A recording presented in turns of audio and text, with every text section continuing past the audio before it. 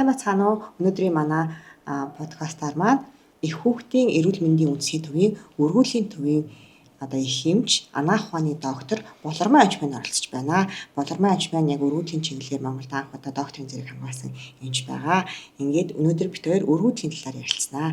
Өнөөдрийн манай дугаарт оролцож байгаа танд маш их баярлалаа. За баярлалаа. Сонсогч өнөөдрийн минь төргий.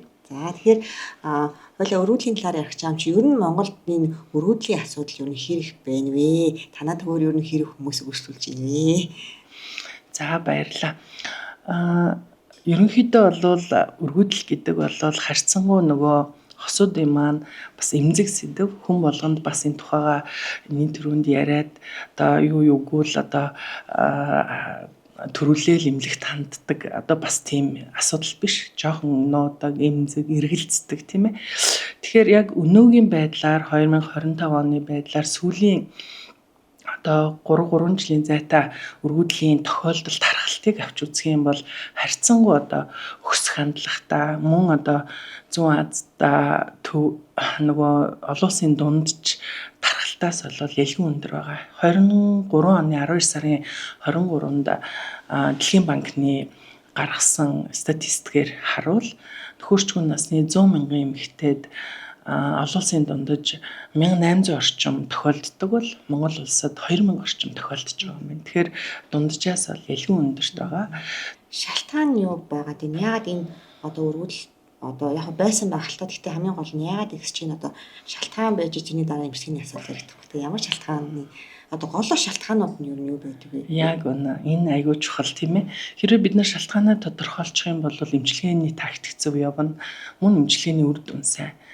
Мэдээж ер нь эмчилгээ орчин үед бол өвчин эмгэг гэдэг бол нэгдүгээр урьдчилан сэргийлэх чухал. Гэвч бид нар нэгэн төргүүл тохиолдсон байгаа өргүүдэл байгаа нь ойлгомжтой байгаа асуудын хувьд бол шалтгаанаа тодруулна. За ер нь яг олон улсын дундаж дэлхийн эрүүл мэндийн байгууллагын мэдээлснээр бол яадаг вэ гэхээр хосууд жирэмсэн сэргийлэх арга огт хэрэглэхгүйгээр 12 сар болон тэрнээс дээш хугацаа болвол ямар ч байсан энэ хоёрт бол өргүүдэл байна гэж үздэг тодорхойлт. Гэтэл яг зүгээр тухайн үед эмчд хаанхаа хандхад бол магадгүй жишээ нь орийн жишээ гэхэд манайх нөхөр нь уурхад ажилладаг. Сарын тал нь тэнд ажиллаж агаад тэгээд сар нь ирдэг, талд нь ирдэг гэсэн ийм байнгын бэлгийн харьцаанд байхгүй байгаа асуудын хувьд бас өргүүдэл мөн үү биш үү гэд ингээд ялгаж салах юм гарна. Ер нь шалтгааны ихэнх хувь нь 50%-аас дээш хувь болвол энэ халдар өрөвслийн шалтгаантай хоёр дахь өргөдөл эзэлдэг. Халдар гэдгийн үн би өөрийн мэдлгүй эмэгтэйчүүд их хэрхэн эмчийн хувьд бэлгийн замын гэж хэлэх ёстой болдог. Тэгэхээр бэлгийн замын халдар төвчин гэдэг бол дотроо өөрөөр хэлбэл нэг ийм контактаар дамжаал олонд тархаж идэг өвөрмөц бидний мэддэг гонорой, тэмбүү, дох энэ өвөрмөц аимшигтай өвчнүүдийн зөвхөн энэ тухай биш байхгүй юу? Өвөрмөц бус буюу халдар өрөвсөл ямар нэг байдлаар эхнэр нөхөр хоёрт 3 дахь читгээдээс ирээгүй ч гэсэн нөгөө ариун цэврийн байдал магадгүй бэлгийн ариун цэвэр нөгөө урьдчилан сэргийлэх эмзэлгээр муу хамрагддаг гэд их олон шалтгаан багтаа бөөрөвдөжсэн нөгөө охид хөвгүүдийг өсгөхөд нь анхаарал халамж муу тавьж исэн гэсэн ийм олон шалтгаан заримдаа бүр архаг олгоо гэж ярьдаг тийм ээ. Тэгжсэн магадгүй мохор олгоо өрөвслөө бас хангалттай уншлагдаж чадахгүй дж байгаа дотроо хагараад хөвлийгээр дүүрэн идээ байсан стаг гэл ийм хэцүү өөрөөр хэлбэл нэг талтай энэ эрүүл мэндийн суурь тусламж муу өсгсөн охид хөвгүүдийн маань энэ төр ирээдүйд энэ халдар өрөвслийн шалтгаанд өргөдөл тохиолддог. Тийм ч болохоор эрэгтэй, эмэгтэй охид хөвгүүдээ бид нар нөгөө цэцэг цэврүү шиг хөрхөн хүүхдүүд бэлгийн харьцаанд ороогүй бахтал бид нар нөгөө яс маханд нь шингэтэл нь хэлж ярьж дадал олгож сурах хэрэгтэй байна л да.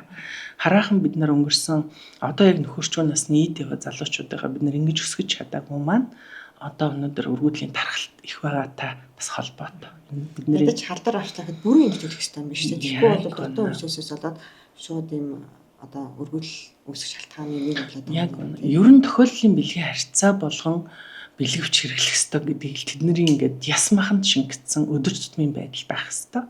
Гэтэл монголчуудын нөгөө суурь одоо соёлын хувьд бол тийм зүйл байгаагүйтэй холбоотой халдвар. Тийм ч учраас одоо энэ папиллома вирусын халдварын хамгийн их одоо тархалт гэж аюул нүүрлж байгаа тохиолдол яригдчих байгаа. За одоо нэгэнт бид нар өргөдлийн одоо шалтгаан болох халдвар одоо авчихсан байх юм бол эмэгтэйд умаан гуурсан хоолой буюу өндгийн эсийг өндөвшнөөс одоо хүлээж аваад бэлгийн харьцаагаар орж ирсэн нөхрийнх нь эрстэй үр тогтоод тэндээ хөөхөн одоо тэр хоёрын дундаас өссөн тэр идүүтэй үр хөврөл өсөж томроод умаа хөндөд орж ир бэхлэгдэх энэ нарийн процесс явцад тэр халдвар үрүүлсэл маань умаан гуурсан хоолойг битүүрүүлээд гэмтээчдэг.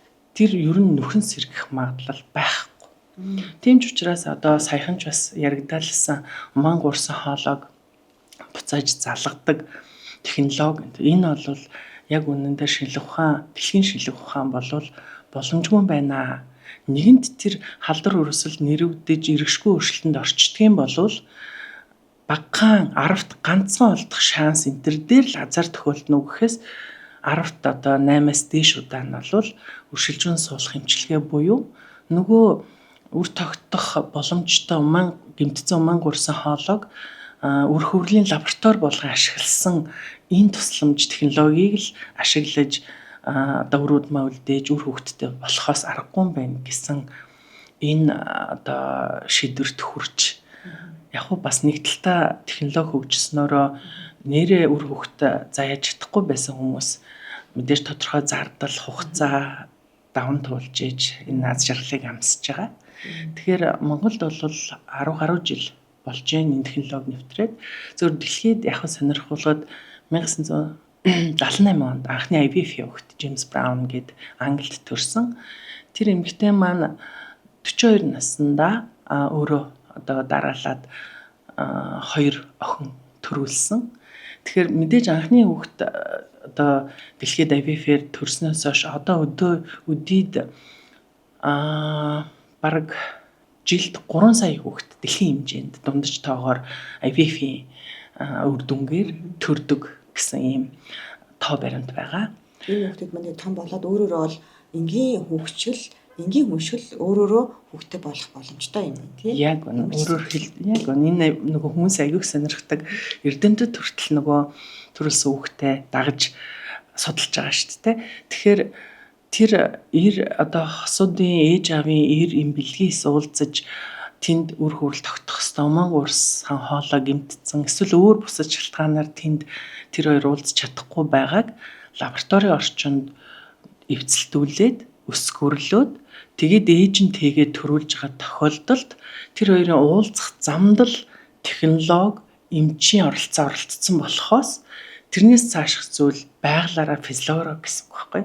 Тэгэхээр тэр тээх явц, тээсний дараа төрсний дараа хүүхэд өсөх, дахиад насан турсан энгийн хүн болох бол энэ өршөлжүүн суулгах эмчилгээ гэж ярьдаг, цохромлоор үр тогтоох эмчилгээ ч гэж ярьдаг. Энэ бол ямар ч одоо нөлөөгүй юм байна гэдгийг өнөөдөр бол 98% шанстахаар баталсан байна. Өөрөөрөө жирэмслэн, өөрөөрөө төрн бүх юм хэвийн одоо байгалаар олдсон жирэмслэлт одоо төрөлтийн хүүхэдтэй адилхан. Тэгэхээр өөршөлжүүлэн суулгах гэхээр хүмүүсийн толгойд хамгийн түрүүнд маш их үнэтэй одоо хэдэн сая төгрөг зарцуулна гэсэн ойлголт байдаг. Тэгэхээр энэ үнэхээр юм үнэтэй эмчилгээ юу? Манад одоо ялангуяа яг танаа төв дээр энэ эмчилгээг юу ямар шоу үнээр хийдэм бэ? Одоо арай боломжийн үнийн тийм боломжийн залуучуудад байдгийг болов уу? Нэрээ яг энэ бол одоо залуучуудын маань бас нэг одоо анхаарах бишээ нөгөө санаагийн зовнилдаг асуулт л та. Мэдээж өршөлжүүн суулгах эмчилгээ яг тэр технологи юм уу тэр үйл явц болвол энгийн бидний өдөр тутмын хэрэгэлдэг ийм багаж тоног төхөөрөмж гэдэг юм уу материал шаарддаггүй бүр юм тусгай хүний одоо эдисэд хоргүй яг хүний өөрийнх нь эдисийн орчин шаарддаг болохоор тэр нэг удаагийн хэрэгсэл ч юм уу хэрэгжилж байгаа уруулж бодис бүх юм үнэхээр шал өөр төвшнийх байдаг. Энэ Японд ч бай, Америкт ч хэрэгжилж байгаа тэр бүх орчин эхнээлхэст Монголд бүгд адилхан хэрэгжилж байгаа. Угаа стандарт нь тийм байж ижил нөгөө үр хөрөл маань тэнд одоо жинхэнэ одоо байгалийн яг өнө хүний орчинд үсэн шүү дээ тийм ээ. Тэгэхээр энд л зардал гардаг. Тэр өөрийн мэдлгүй өртөг өндөртэй байхгүй. Тэгтээ манай эмнэлгийн хувьд ямар учиртай вэ гэхээр өдөр тутам магадгүй тэр өршөлтөн сулах эмчилгээнд ортлоо 1-2 жил үзүүлж зөвлөгөө авч эмчилгээ хийлгэж явхад бүгд эрүүл мэндийн даатгал. Ганцхан өршөлтөн сулах эмчилгээнд орох болоход л одоо нөгөө өртгийн зардалтай холбоотойгоор 3 сая 700. Тэгэхээр 3 сая 700 бол харьцангуй хямдхан. Дундаж одоо Монголд байж байгаа бусад 4% лабораториудын дундаж бол 10 сая байхгүй юу. Тэгэхээр зүгээр хямд зардлын хувьд бол хамаагүй хямдхан. Энэ дээр бол би шүү 100% хэлж чадна. Харин нэг удаа ганцхан удаагийнхаараа ороод жирэмсэн болчдөг охтууд ч байдаг. Бүр зарим түрүү ярьжсэн 8-9 ч удаа хийлгэж байгаа тохиолдол байдаг. Мэдээж яагаад үр дүнгүй яагаад гэдэг асуултыг мэдээж хосууд маань надаас тавьдаг биднээс тавьдаг асуудаг те би ч заримдаа яг энэс болсон гэдгийг хэлж чадахгүй хэмжээнд хүрэх тохиолдол байна тийм ээ. Тийм болохоор өөрөөр хэлбэл тэр хоёр 8 жил огт байглаараа жирэмсэлж чадаагүй хосуудын хувьд одоо би тэр 15 20% 30% шансыг олох гэж л энэ өршөлтөн сулах эмчилгээнд тэр хоёрыг хамруулж байгаа. Мэдээж өршөлтөн сулах эмчилгээнд орох заалтууд байна, шалтгаанууд нь янз бүр байна. Тэгэхээр би юу хэлж чадах вэ гэхээр залуу байх тусам, залуу өндгийс байх тусам л өршөлтөн сулах эмчилгээний шанс өндөр 40%, 50%. Харин нас ахих тусам эсийн чанартай холбоотойгоор байгаль дээр ч өршөлтөн сулах эмчилгээний практик дээр ч жирэмсэн болох шанс багасдаг. Гол нь яг хосууд маань нэлээд одоо энэнд үл итгэж шийдвэрээ гаргах гэж санхүүгийн хувьд ингээд нэлээд юм асуудал байдаг болохоор жоохон оройтож орох хандлагатай байдаг байхгүй. Яг зүгээр залуу байх тусам шанс өндөр байна гэдэг. Заримдаа өршөлтөн сулах эмчилгээгээр жирэмслээд хөөрхөн хүүхдүүд төрүүлчихэд дараагийн жирэмслэлтүүд хэвийн нэрээр жирэмслээд явцдаг хүмүүс ч байдаг. Тэгэхээр энэ дээр ерөөсөө тэр ямар нэгэн хэвийн бус байгалийн бус зүйл юм шиг хандаж бодож сэжиглэх хэрэггүйгээр одоо энэ шин тусламж аваарай л гэж захих байна. Тэгэхээр залуу үеэс байх тусмаа одоо магадлал өндөртэй болох юм шүү. Тэгэхээр сүүлийн үед ер нь залуу үеийг аваад хадгалцдаг болсон гэж ярьж байсан. Тэгэхээр эмэгтэйгээс авах юм уу, эхтэйгээс авах юм уу, эсвэл хуулийн нисийг одоо аваад хадгалчихж байгаа юм уу? Ер нь яг энэ процесс нь яаж явагдав юм бэ? Тэгэхээр хэр удаа эсээ бас хадгалуулах боломжтой байд юм бэ? Ер нь яг одоо нөгөө нийгэм хөгжийн хэрээр дэлхийн түвшинд ч Монгол улсын хэмжээнд ч эмэгтэйчүүд нөгөө бие даасан амьдрал карьераа хөөгөөд амьдралаа төлөвлөж байгаа байхгүй тий. Нийгэм хөгжийн хэрээр гинтгэ 18 наснда жирэмсэн болчоод би хүүхд гаргаад сургууль юм уу нөгөө мөрөөдлөө орхино гэж одоо тех хурдчлаа штэ. Тийм болохоор ерөнхийдөө эмэгтэйчүүдийн нас жоохон оройтож төрж байгаа. За мэдээж энэтэй холбоотойгоор баг зэрэг мэдээж өргөдлийн одоо тохиолдол бас нэмэгдэнэ. Тэгэхээр бидний өнөөдөр дэлхий дээр байгаа боломж юу вэ гэвэл би 28 настай тий одоо хамгийн сүүлд орж ирсэн охин бол би Америк явах төлөвлөөд одоо бүх одоо юугаа шалгалтаа өгөөд сургуультай тэнцсэн. Тэгээ миний төлөвлөгөө бол 37 8 наснаас хойш нөхөрт гараад одоо ээж эхнэр болно. Тэр болтол надаа ийм зорилго байна гэж зорилгоо тогтоож одоо яачаад ороод ирж байгаа шүү дээ төлөвлөчөөд. Тэгээд би өндгийсээ хадгалуулаад явна. 38 настай гэхэд 28 гэхээр 11-2 жилийн дараа би ирээд хадгалуулсан эсээрээ эрүүл саруул залуу өндгийсийн чанартай хөөрхөн хүүхэдтэй болно. Давай болно те. Энэ удаа хоёлоо 15 эсвэл 40. Гэхдээ яг 2 сар дараалж авах уу эсвэл баг багаар цуглуулах уу эсвэл нэг удаа бүр юм хүчтэй супер сэдэлтээр авах уу гэдгээ үзлэгээ хийж байгаа шийдэж. За яг хөө энэ дээр нэг анхаарах юм юу вэ гэхээр дан өндгийг садгалуулах юм бол одоо 12 жилийн дараа гисэх магадлал маань 75%, 19-ийн маань 7 л гисэх нь. Харин дан эрэгтэй хүүхэд бас тийм магадгүй надад сэрлөө явлаа. Найхтар дайнд одоо явах янавчлаараа ийм зэрэгт явах нь надад айгүй олон одоо вакцин хийх нэ. Магадгүй би ирээдүйд энэ олон вакцины нөлөөгөөр ирээдүйд 2 ихэр хүүтэй болмоор байтал хүүхдүүдэд нөлөөлөх вэ гэж бодож байгаа учраас би тэр олон вакцин хийлгээгүй сперм хөлдөөлөхмөр байна. Мод болно 20 жил хадгалъя. Гэхдээ ингээ 3 4 баач хуваач штэ бас эрслээ тооцоод тэгээд гол нь спермийн 50% л гисдэг. 50% гисдэггүй. Тухайн үед чамд ямар ч асуудалгүй бол тэр үеийнхээ фреш эсээ ашиглана биз? Эсвэл одоо хөлдөөцсөн энэ эсээ ашиглана биз? Энэ бүх боломжтой.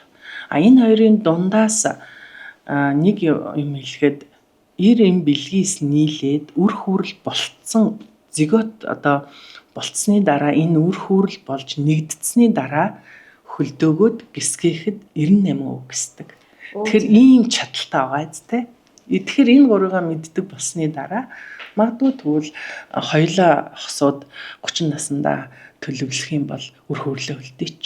Тэгээ хоёулаа тим карьер хөөж бүх юма төлөвлөсний дараа нөгөө хөлдөөсөн үр хүүрлээ суулгаад 2 хүүрхэн ихэр хүүхдтэй болъё, охинтой болъё гэд. Одоо бол харьцангуй төлөвлөж амьдрахад боломж байдаг болсон гэсэн. Тэгэхээр яг энэ бүгд хөлдөх процессыг манай Монголд маань эмнэлэг бүх үршилжин суулгах лабораториуд хийгдэж байгаа. Нийтдээ 5 эмнэлэг тавлаа хийж байгаа. За ер нь бол бүр хүүхдээ бий бол очиод баг хөвглийн хөлдөгчөж болж байгаа юм шиг тийм. Ямар мундаг. Тэгэхээр ер нь бол залуу үесээ хадгалахад бол асуудалгүй болсон юм шиг. Тэгээд хугацаанд бүр 20 жил гэдэг. Мэдээлэл нь 20 жил. Яг нь зүгээр хамгийн баталгаатай хугацааг бид нэр 10 жилээр өгдөг. 10 жилээс цаашаа гэхэд одоо зүгээр эрсдлээ тооцчил байгаа болохоос одоо хамгийн сүүлд 18 жил хадгалсан үр хөвөрлөөр төрсөн хүүхэд асуудалгүй байна гэд 3 жилийн өмнө бас нэг бараг 10-аад мянган хүүхэд ирэх судалгааны үр дүн харуулсан. Тэгэхээр энэ бол харьцангуй одоо энгийн зүйл болсон гэсэн. Тэгэхээр Монголд яг энэ хөлдөөсөн эсээр төрсөн хүүхэд байгаа юу? Зөндөө байгаа. Зөндөө байгаа. За тэгвэл одоо ч ерөөсөө аль болох залуу байгаа дээр л эсээ хадгалсан юм биш. Залуу өөр хүүхэд харах нь шүү дээ. Тий. Залуу чанартай сэргэлэн тэрсэн тий. Залуу хүний хүүхдээ арай өөр. Гэтэ уушлаараа нөгөө ахмаг насандаа гаргасан хүүхэд нь жоохон өөр гэж нийтлэг бодохгүй шүү дээ. Шанс тийм. Янз бүрийн өвчин тусах магадлал багасч байгаа гэсэн үг тийм үү? Даавны синдром эрсдэл. Тийм одоо жишээ нь анаахаа юугээс судалсан бэ гэвэл 35-аас дээш насны 300 жирэмсэн болгонд нэг даунчиг буюу даунны хамшинжтай хүүхэд төрөхийг төрдөг юм байна гэж нотолцсон. 40-оос дээш насны 50 жирэмсэн болгоны нэг нь төрдөг юм байна. Тэгэхээр энэ бол бас эрсдэл байгаа зү тэ. Тэгтэл 30 настай үеийн өнгийн эсээр жирэмслэх юм бол даунны хамшинж хэдэн зуун мянгад л нэг тохиолдно. Тэгэхээр тохиолдохгүй гэсэн үг байхгүй. Эрэгтэй хүмүүсийн хувьд эбэл хийсгээ хөлдүүлэх нь боломжтой болцсон байна. Тэгэхээр түрүүн та хэлжсэн ямар нэгэн хүмүүс хорт тавдрын тусчаад ч юм уу тий туяа амжилтанд орохоос өмнө бас хөлдүүлдэг болсон гэдэг хин тал дээр бас нэг дэлгэрэнгүй мэдээлэл өгч. Хүний амьдралаас юу ч тохиолдож болно тийм. Ямар зөв одоо хүчтэй юм тарай хэвлэх шаардлагатай болчих юм бол тэрнээсээ өмнө эсээ ингээ хадгалуулчих юм бол ямар нэгэн одоо юм тарайны нөлөөлөл өртөөгүй хүүхдтэй болох боломжтой гэсэн үг тийм. Боломжтой. Би одоо вирусын им уух юм тий хагасчил намайг ямар ч одоо юм тарай хэрэглэж хэрэггүй одоо циррозын шатанд шилжсэн ч гэдэг юм уу ийм эрсдэл байна. Тийм болохоор энэ хүчтэй удаан ийм курс эмчилгээний өмнө би сперм хөлдөөлгөөд тэгээд одоо энэ эмчилгээний үр дүнгийн дараа одоо хүүхдтэй болно гэж төлөвлөө гэхэд сперм хөлдөөлгөж болно. Сперм хөлдөөхөд бол өндгийн сүлд авч хөлдөөхөөс айгүй хялбар зардал багтаа асуудалгүй. Тэгэхээр эрэгтэйчүүдэд маань их шанс. Хамаг гол энэ дээр нөгөө санаа аваад ярихад манайх их хүүхдийн эрүүл мэндийн үндэсний төв дотроо үндсэн хүүхдийн эмнэлэг ихэрх эмэгтэйчүүд ингээд хоёр үндсэн хэсэгт хуваагддаг ш тийм ээ. Тэгэхээр хүүхдийн хор тавдар тохиолдол бас тохиолдож байгаа тий баггүй тохиолдож байгаа. Тэгэхээр улсын хэмжээнд хүүхд эмэгтэйтэй холбоотой бүх юмгийг 25 хүртэл манай эмнэлэг авч үйлчилж эмчилдэг гэсэн үг. Тэгэхээр 16 настай хүү магадгүй шулуун гэзний 25 өвдлөө гэхэд одоогоор бол тэр хүү ирээдүйд 25 настайдаа эцэг болно гэдгийг бодохгүйгээр бид нар шууд л нөгөө амнаас аюултаа тэр өвчний эсрэг эмчилгээг хийхэл өртөл болгож байгаа тийм ээ. Тэгэхэд яах ёстой гэвэл бид нар энэ хийм туяа эмчилгээ, бэлтгэл эмчилгээний дараа хийгдээд энэ хүүхэд маань амь нас 100% аврагдаад эрүүл сарвал одоо залуу болоод тэгээд насанд хүрэхэд 25 настайд эцэг болох тэр байгалийн хувь заяаг авч үлдэх одоо үүргийнхаа дагуу бид нар спермийг аваад хөлдөөч. Тэгээ хөлдөөчөөд хүү эмчилгээндээ орно 2 жил 3 жил хийм туяа давтан эмчилгээнд орж дахиж одоо тэр 25 амь насанд занал хийхгүй эрүүл сарвал эцэг болсны дараа магадгүй бид нар тэр хийм туяа хүчтэй эмчилгээнүүд маань бэлгийн булчирхаа төмсгөнд үйлчлээд өргүү болох магадлал нь бараг л 85-аас дээш хувь. Тэгэхээр тэр үед бид нар нөгөө эрүүл байсан үеийнх нь спермийг аваад одоо эцэг байх одоо тэр эцэг болох тэр одоо эрхийг нь одоо яана гэсэн үг. Боломжийг хангаж өгч байна гэсэн. Эмэгтэй охтуудтай ч мөн адил бид нар тийм боломж. Яг хөө зөвөр охтууд үнгээс авах нь одоо сэдэж боловсруулж хатгаж авдаг учраас зүгээр одоо сперм гаргаад авчдгаас амаргүй ч гэсэн өндөвшний эдээс дээж аваад хадгалчихна. Тэгээ 25 наснда нөгөө охин маань ээж болёо би нөхөрт гарцсан гэдэг үрэхэд бид нар тэрийг ашиглах боломжтой. Энийг бол ер нь 7-8 жилийн өмнөөс нэг төсөл одоо боловсруулж хийгээд төлөвлөөд явж гэн зүгээр эргэцэн орчин бол байгаа. Донорын хууль бол батлагдсан. Зүгээр бидний өдөр тутамдаа хэвийн болгож ашиглаж одоо тэрийг бас зориулах санхүүгийн одоо асуудлууд дээр л юу байгаа болохоос энэ юусоо 100% бүрэн нээлттэй боломжтой.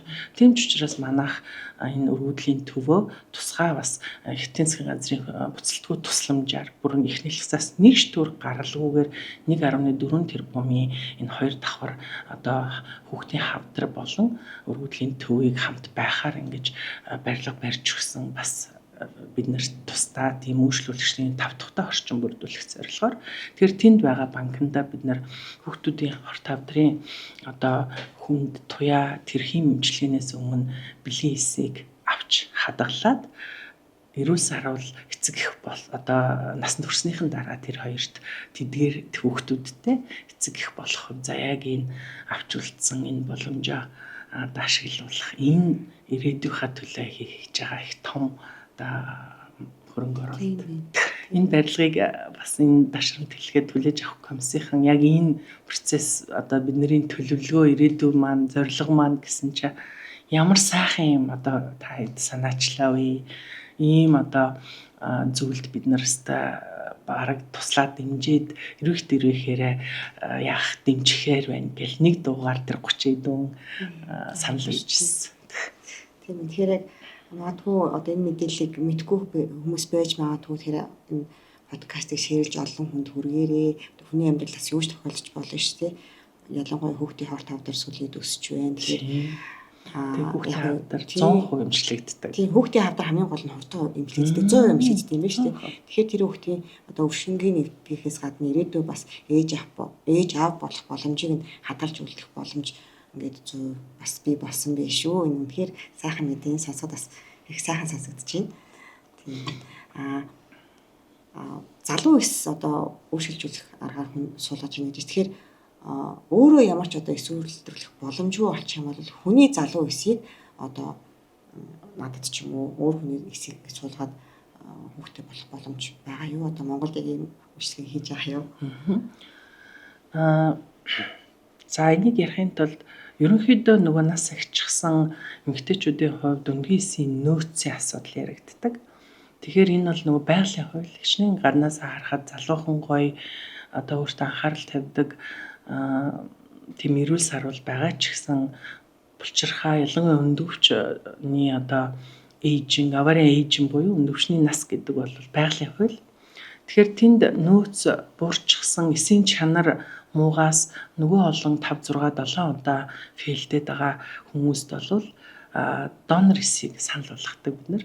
Тэгэхээр донор эсийн одоо боломж нь хамаагүй өндөр. Өөрөөр хэлбэл би 45 настай өнгийн эсийн нөөц нь буурчихсан 1-2 эс авах гад 2-3 цикл оролдож үзээд магадгүй 1 эс авч чадаа суулгасан ч тэр маань чанар муутай учраас тогтохгүй байх юм бол би тэр хүнд нэг 10-аас доош хувийн шанстай л уршилжин суулгах эмчилгээ явж исэн гэсэн үг. Одоо харин донор эс болоод ирвэл би 40-50% шансыг шууд өгнө. Тэгэхээр хоёр оролтын нэгд нь л тэр эмэгтэй маань жирэмсэн болох шанс өндөр гэсэн үг байхгүй юу?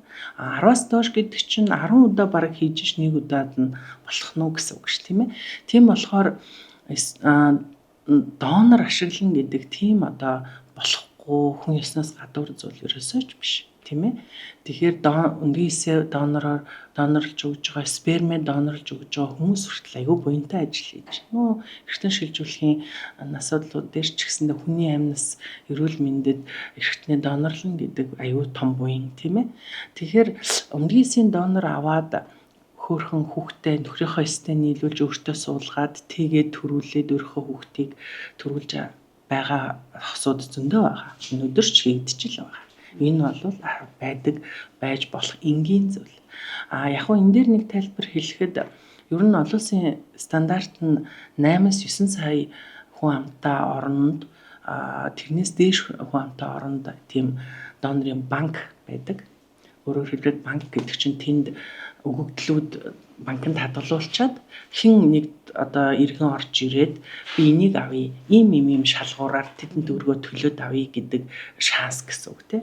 Монгол улсын хэмжээнд бол их боломж байхгүй. Ягаад гэвэл хүн ам цөөтэй учраас ирээдүйд цус ортолтын эрсдэл нь өндөр болчихно. Харин бүр энэ маань эргээд нөгөө үндэстэн мөх эрсдэл.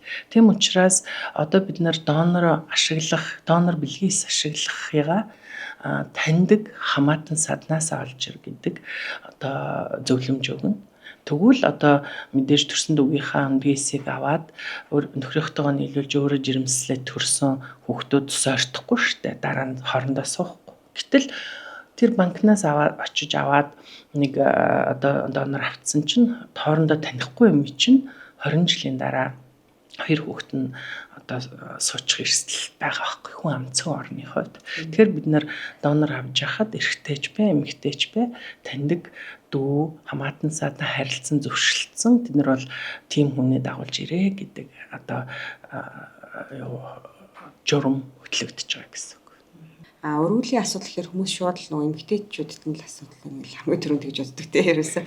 Тэгэхээр ер нь бол та олон жил ажилласан хүний хувьд ер нь бол хамаарал нь хэд хэвтэй юм бэ? Ер нь эрэгтэйчүүдээс хамаарсан өргөдөл нь хэд хэвтэй байна вэ?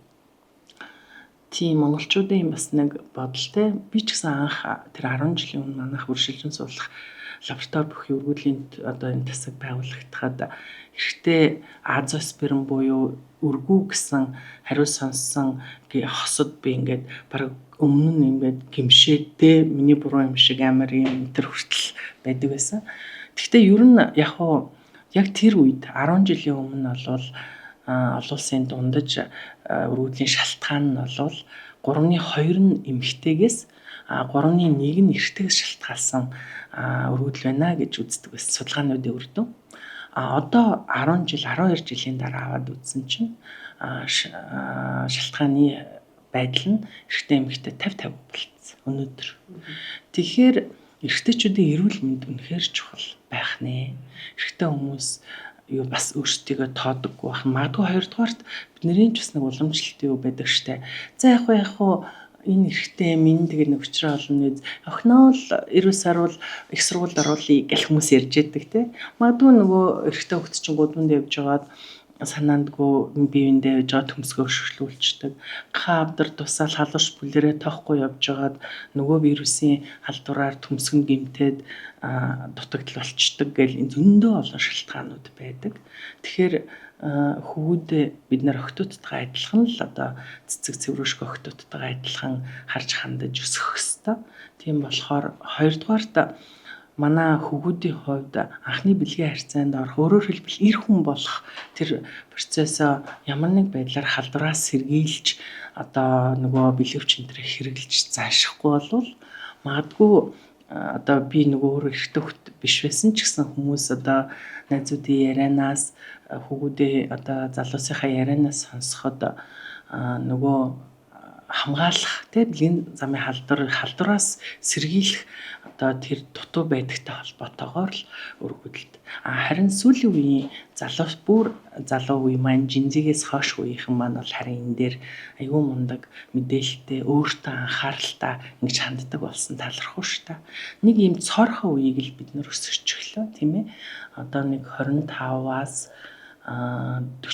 38 нас орчмынхийг бид нар бас нэг шилжилтийн үедээ холбоотойгоор бас анхаарал муутай өсгсөн энэ тохиолдлууд дээр нь гадагшаа их одоо явж солонгост ажиллахаар сэтгэл холдохоор бие холдно, гэр бүл сална, хоёр дахь гэрлэлт нас агсан оноо нөгөө шинэ нөхөртөө хүүхэд гаргаж өгөх болдог гэл ингээ нэлийн олон янзын шалтгаанууд бас энэ өршөлжин суулгах эмчилгээний хэрэгцээ их болоод байгааг бас. За тэгэхээр айл болох залуу байгаа дээрээ ингээ эсийн хадгалуулж болох юм байна шүү дээ. Тэгэхээр ер нь энэ өртөг мөнгөний хувьд одоо хэд болд юм бол хэд орчим төгрөг одоо төлдөг вэ? За нэг 28 та охин орж ирээд би үндгээс хадгалуулъя гэд тэ. Тэгэхээр бид тэр бэлтгэл эмчилгээ үзлэг бол улсын эмнэлэгт эрүүл мэндийн даатгалаар тэгээ өршөлжин суулгах эмчилгээний буюу эсээ авах процесс маань нэг 3 сая 700 орчим. Тэгээд 10 жил хадгалуулна гэвэл жилд $200 орчим төлнө.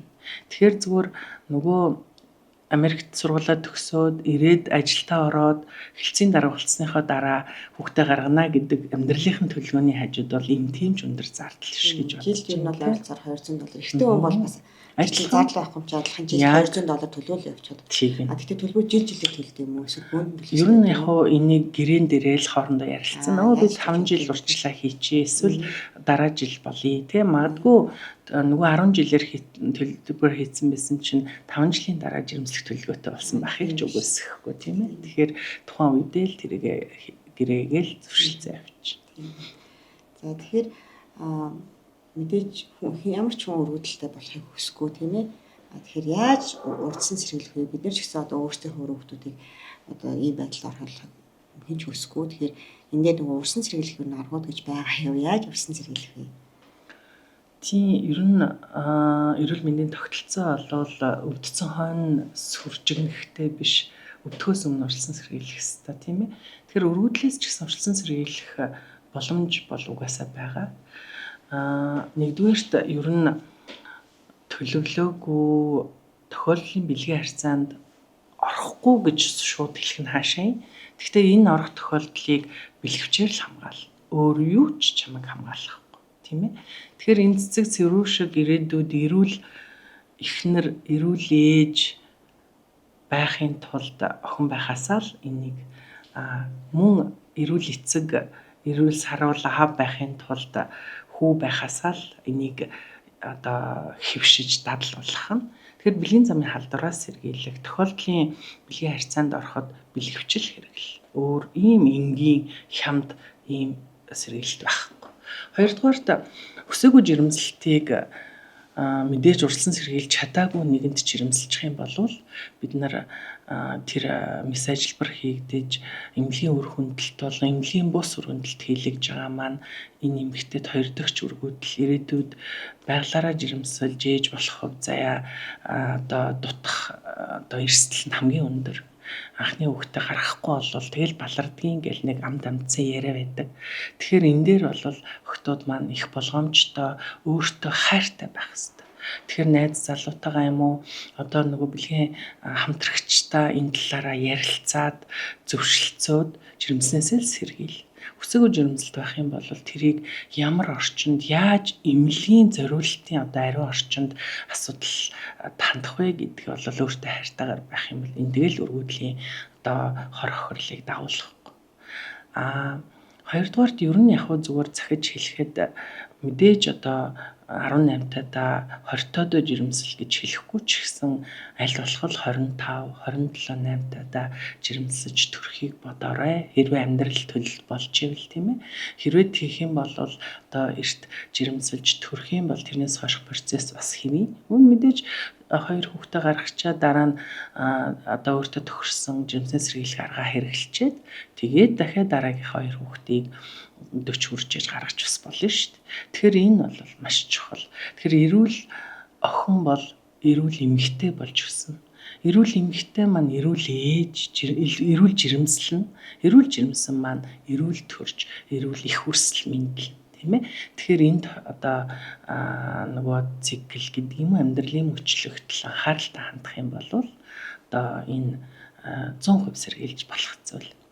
Ер нь өргөдөлтэй юм шиг байна гэж бодож байгаа бол аль болох эхлээд эртхэн хандаад одоо эмчийн зөвлөгөөг аваад тодруулах ёстой зүйл байвал тодруулаад одоо үзүүлсэн дээр. Зарим охтуудын хувьд магадгүй найз залуугаасаа юм уу одоо бүр залуудаа санагдгүй жирэмсэж үсээгүй жирэмсэлт ажилбар медаборт энэ төр хийлгэцнээ нуугаад хилээгүй дотроо шаналаад ингээ явж идэг. Тэгтэл магадгүй тэр шаналл зовлон одоо нөгөө олон жилийн нөгөө дарамт дотор ингээ хөнсөн тэр зовлонгоосоо болоод одоо харин хэвэн байжсэн үндгээс үйл ажиллагаа хүртэл алдагддаг. Ямар сандаа Солонгост хадам ээжийн дарамт гэж одоо өргөдлийн онш байгаа. Тэр юу вэ гэхээр стресстэй одоо дарамтанд байж байгаа охтуудын хувьд өндгийс маань авиляц болж чаддаг. Гадагшилж чаддаг. Тэгээд тэр стрессийн үед ялгардаг пролактин гэдэг бидний өмчин төрхнөөс ялгардаг даавар хит их байнга байхаараа нөгөө өндгийсээ дарангуйлаад ахаар уг нь ямар ч шалтгаангүй мөртлөө зөвхөн өндгийс дарангуйлагсан шалтгаанаар өргөдөлтэй болдог. Хадам ээж өөр тишээ нүгэл санаа намруул тэгэл тэр охин жирэмсэлж тэ. Тэгэхээр яг зүгээр хадам ээжүүд би ч өөрөө хадам ээж муулах гэж байгаа юм биш. Тэгэхээр ер нь бол эмэгтэй хүн гэдэг чинь сэтгэлийн юм да. Яагаад бид нар жоохон олон ааштай байдгийг нөгөө бидний мөчлөгөөр ялгардаг дааврын нөлөө багхгүй. Даавар гэдэг бол организмд амар эрхт арахта том одоо нөлөө бүхий зүйл тэрийг яг үнэндээ одоо хинж бас барахгүй шүү гэдэг шиг. Ийм зүйлтэй хүмүүс байна. За өнөөдөр маш их сонирхолтой ярилцлага өгсөн танд маш их баярлалаа. Таны цаашдын ажилд маш өндөр амжилтыг хүсье. Баярлалаа та бүхэндээ энэ чухал сэдвээр бас ирээдүйн хөрхөн хосууд залуустаа жоохон ч гэсэндээ тусдсан болох юмсан гэж бодож явдаг сэтгэлийн минь мухарт байдаг юунд хуваалцсанд маш их баярлалаа. Ер нь зүгээр бид нэр би өөрөө сайн юмч болох ёстой гэл ихний 10-20 жил үзчихсэн. Одоо эргээд би одоо сайн юмч үйлдвэрлэх ёстой юм байна. Ирээдүйдээ одоо урьдчилан сэргийлэх, ирээдүйдээ хөрөнгө оруулсан тийм ажил хийх ёстой юм байна гэдэг насан дээр ирдэг юм байна л да. Тэгэхээр одоо эхлээл би сайн юмч байх ёстой гэжсэн бол одоо ганцхан би сайн байхаар тийм хангалттай биш. Бүгдээрээ сайн байх юм бол ямар олон хүнд одоо хурж үржих юм бэ гэж бас боддог болж байна. Энэ хүрээндээ бас эрүүл мэндийн боловсрол олох энэ үйл юуг бол хийнэ л гэсэн төлөвлөгөөтэй байна. Баярлалаа.